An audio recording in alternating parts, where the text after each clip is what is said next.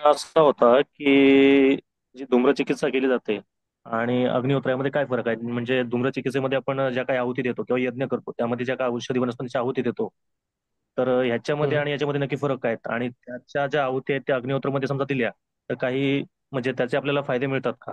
हा माझा प्रश्न होता. धन्यवाद.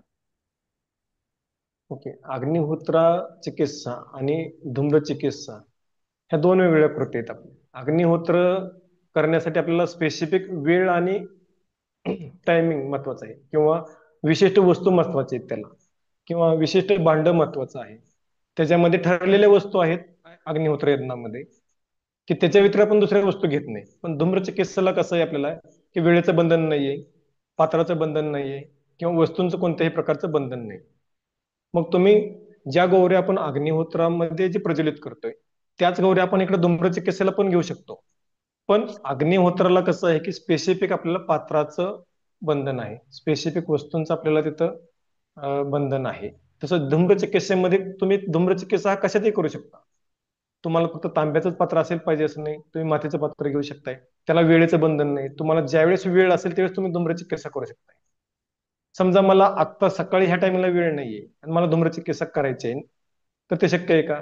नाहीये. किंवा मी प्रवासात आहे, मला धूम्रचिकित्सा करणं शक्य आहे का? तर माझ्या वेळेनुसार मी धूम्रचिकित्सा करू शकतो. आणि धूम्रचिकित्सेला ज्या वेगवेगळ्या आपण वनस्पती वापरतोय त्या वनस्पती ह्या आहुतीत आपल्याला टाकायची गरज नाही.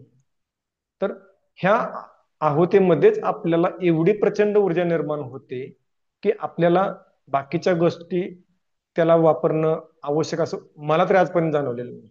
आणि ज्यावेळेस तुम्ही अग्निहोत्र करत असता त्यावेळेस त्याच्यातून जे निघणारे धूम्र आहे किंवा धूर आहे, तोच मेन म्हणजे ह्या धूम्र चिकित्सेपेक्षा पण त्याच्यात ताकद जास्त आहे.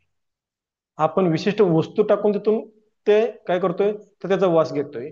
पण आपण जे अग्निहोत्र करतोय त्याच्यातून जे ज्वाला निघतायत, त्याच्यातून जो धूर येतोय, तोच इतका ऊर्जेनं भरलेला आहे की त्या ऊर्जेमुळं आपल्या शरीरामध्ये असणारे असंख्य आजार ऑटोमॅटिक बरे होत जातात.